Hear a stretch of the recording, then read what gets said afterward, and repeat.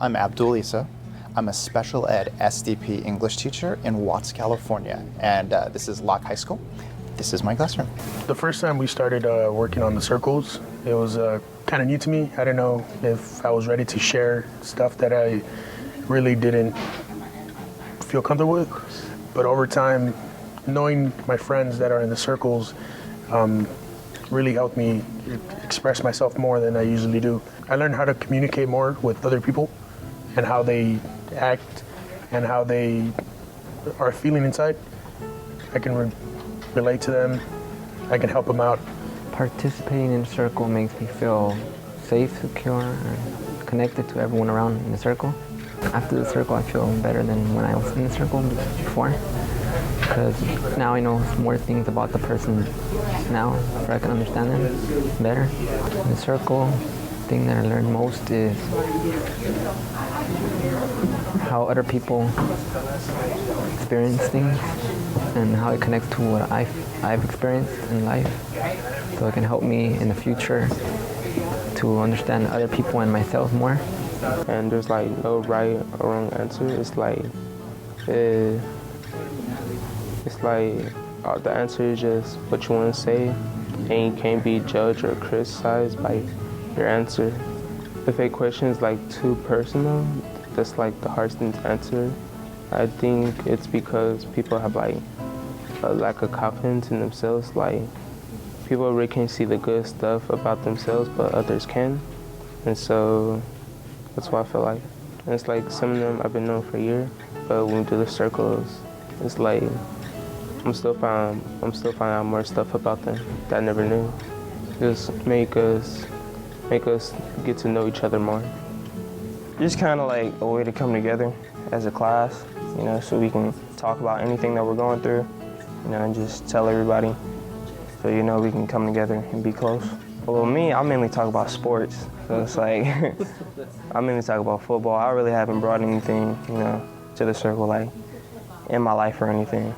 It makes me feel satisfied, excited, and nervous, because I'm like with a group of people, some that I know and some that I don't know, but if I get used to them, then we might get to know each other very well, and we get to talk about our thoughts and our emotions, so we can know that we all have good and bad things happening in our lives. Helps me talk about my experience for life and the things that happened to me in the past. And the circles are used to, like, I could talk about anything about myself, and I can relate my life to theirs, so we can understand each other's problems. What I learned most about the circle is that we are a safer environment, and we talk to each other and figure out what's going on in our lives, and talk about good things and bad things, like what's going on in your family, and what's going on with your teachers and all the adults around you, and how we being treated. We're going to go into circle, but I'm going to walk you through our questions because they changed from last night. Something happened in our community that I want to talk about, and I know it affects all of us. So I see that you guys all have your note cards out. Let's start. I'm going to read through the questions. I'll cue you, and we'll process these, okay? The first thing that we are going to answer, I would write a number 1 so you know when we get into circle. If you could have one animal as a pet, what would it be? And you can make up your own pet. You could have like polar grizzly shark bear. Is today sponsored by Peter Parker, Bruce Banner, or Tony Stark? Hands up for Peter Parker. 1, 2, 3, 4. 5 because you're going twice and cheating. Hands up for Bruce Banner. Oh, we're on an island. It's the two of us, and we've lost. We're not even getting to Tony Stark, my personal favorite. Okay, it's Peter Parker. There was one. I'm sorry. I should have said any votes for Tony Stark. There were 2. We have 2 islands. You were voting twice now? How many for Tony Stark then? Okay, hold on. 1, 2, 3, 4, 5, 6, 7. Wow. Wow. Tony Stark it is. Tony Stark it is. So Hazan, can you start with Tony Stark? And a circle has a center. The center is what holds us together. So we have to have our center.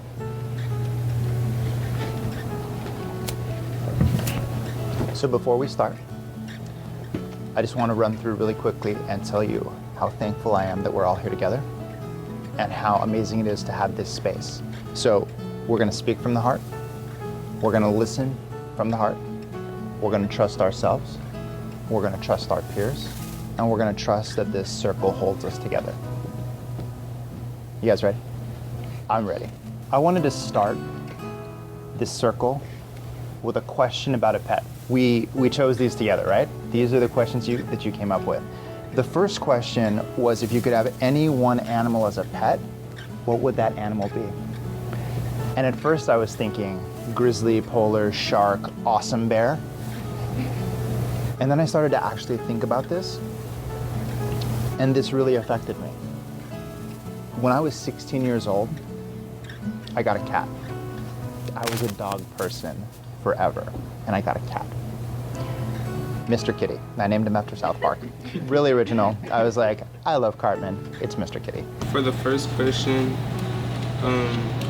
I given 2 animals I would like to have as a pet. The first one was lion. I chose the lion because, like, ever since I was younger, I always looked at a lion, and I saw the Lion King and how their bodies look, and the male lion, they look cool to me. And I think if I had one, it would be like the perfect animal for protection. The animal that I chose is a ghost Rex. A T-Rex as a ghost.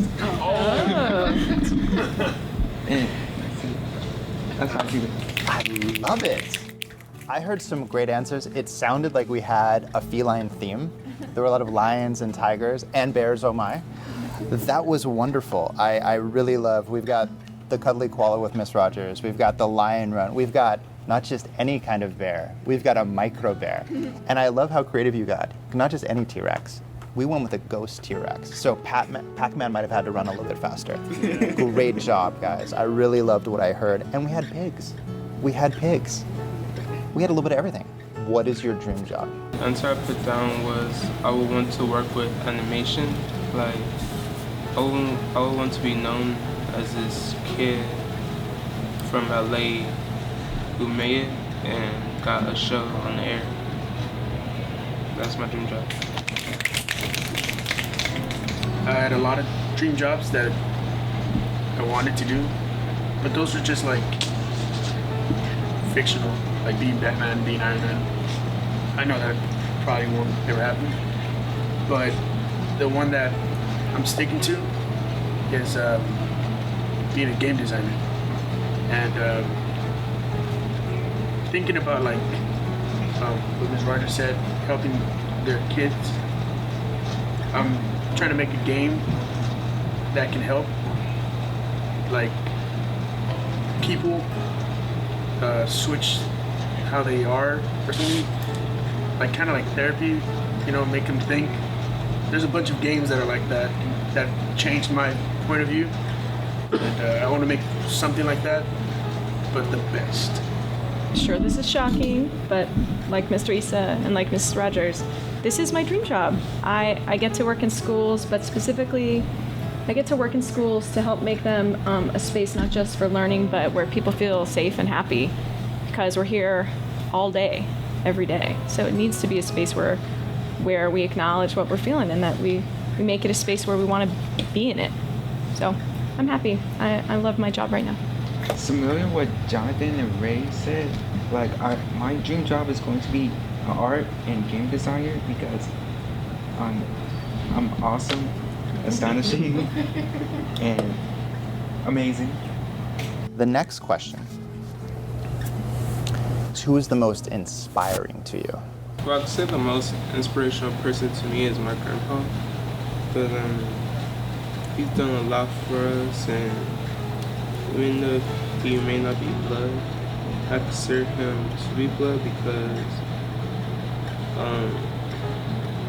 He took care of my mom when she was like 12, and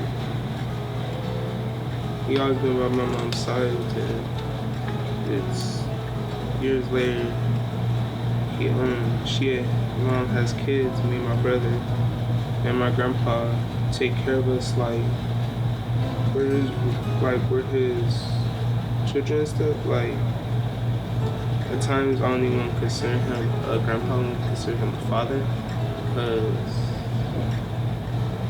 like we didn't have no dad, and he was there, and it's like mostly he spoiled. He kind of spoils me and my brother, but it's like he knows we love him. If I had to pick one person, I would pick my grandmother. She's no longer with us, but I remember when I was in middle school, she had a collection of books, and I did not like reading. I hated reading. And she was just like, just read this one book. And that one book just set off everything. Like, I read all the time. Like, reading is a part of my life. I love to read. And I always think if I didn't have her to give me that book, I don't know where I would be, because reading came writing, like I became an English graduate. I'm like, I don't know what path I would have taken if my grandmother didn't start me off in that. So yeah, thank you, grandmother. One is my grandfather. He isn't with us now, and he was always there for, like tough love, and one that I could always call on, whether it was from school, girls, or football period, or anything. And another one is Tyron Matthew, and with him because he's my favorite football player, and just everything that he's been through, and getting kicked off his college team, to making it to the NFL, and then just everything that he's been through. Yeah, that's pretty much my mom, because she always cared for me, and she expects me to do good in school and go to college and get a good life and find a job that I'm interested in. So that way I could get paid a lot. That way I won't have to struggle of what I'm doing. To reset, we're going to talk about our classmate. We're going to talk about a classmate whose presence is lost today. We don't have him here today. And we are going to need to, as his supports, address what's happened and support him when he comes back, okay?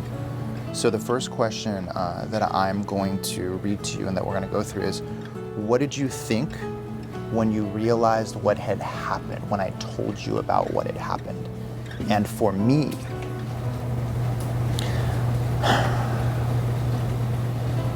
I was shocked. We had just had a great week of school. We had just had a circle.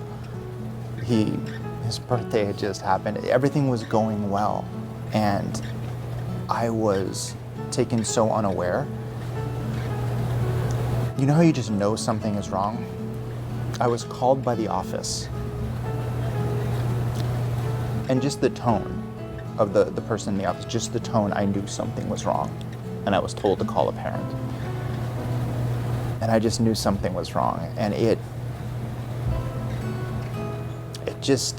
sunk into the pit of my stomach that I knew something was wrong. And I had a feeling it was him. And so I'm still dealing with it. When my teacher, Mr. Issa, told me that one of my classmates has been arrested, I was just thinking back and how he was trying. You can look on his face and his personality and his attitude that he's trying to change himself and he's trying to surpass where he is right now. And I don't know what to do. I was trying to think what I could do to help. I was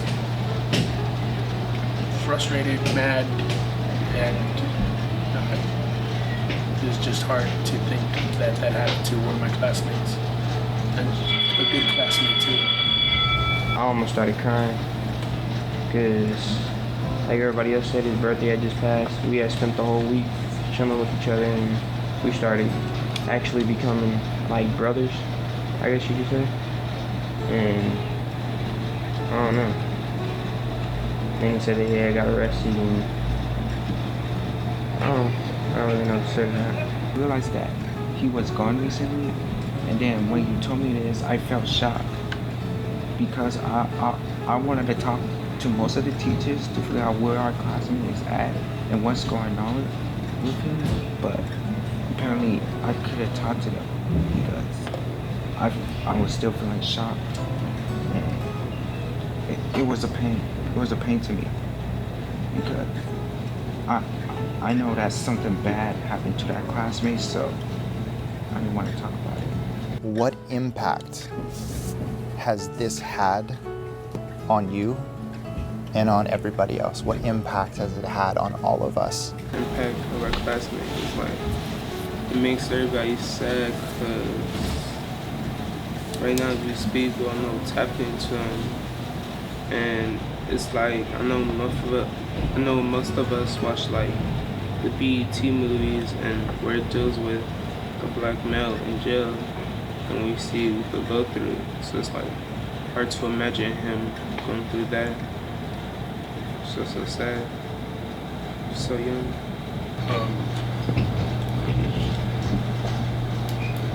Is it okay if I pass? Because I already don't know how to answer this.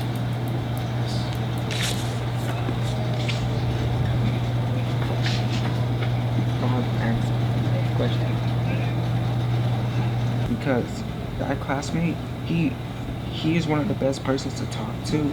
He's the most best friend ever, and he's cool with everybody, and he knows how to show respect to all of us around here. And I just feel bad because he's gone, and I don't know when he comes back. I don't know how will he act. Just like what Miss Rogers said. I don't know how he's gonna behave. Because I know this is heavy stuff, I'm gonna read the question and I'm just gonna toss it around, okay? We're not gonna go in order. If you've got something to share, this is a good space to do it, okay? So the next one we had was, what's been the hardest thing for you about this? He's 18, so it's not like he's in juvenile hall. Just like he's in there with people who's like 18 and over, probably people who done like bigger stuff than what he did. And it's hard to think about that. Finding out that this happened was just brings back memories because my godbrother and my brother had been in jail and prison, and I know how my classmates' mother's feeling because that's what I went through. That's how my mom went through it. That's how my godmother went through it, and it actually it really hurts, and you just don't know what to do because it's happening so fast. It's tough. What do you think needs to happen to make this right? Best thing to do is just pray for her and leave them in God's hands. And God will take care of her. One thing that will probably make this a lot better if we all gather up by the people that he knows and we have a circle. The only way to make things better is to support him and talk to him in the circle. So we're going to talk about someone that we're grateful for to move away from the emotion that we felt and continue to bind us together in a more positive light, because we've done great work and we care. We care about our classmate, and we're going to get there. Something that I'm grateful for was Mr. Issa, because when I got him, out of everybody else in the entire school, he's put in more work than anybody else.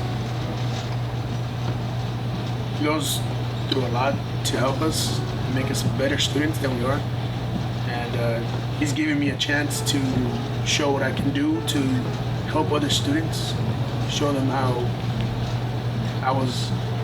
I am, and give me a chance to be a leader, which I think is really good so I can express myself and see how much of a leader I can be.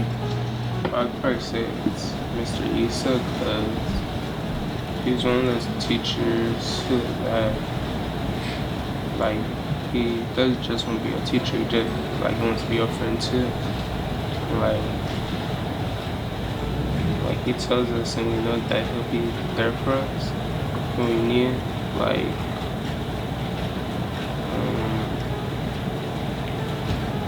when I tell him about the situation with my brother and all that, and my friends in this class. So I want to thank you all. I really, from the bottom of my heart, want to thank you all. You did a great thing.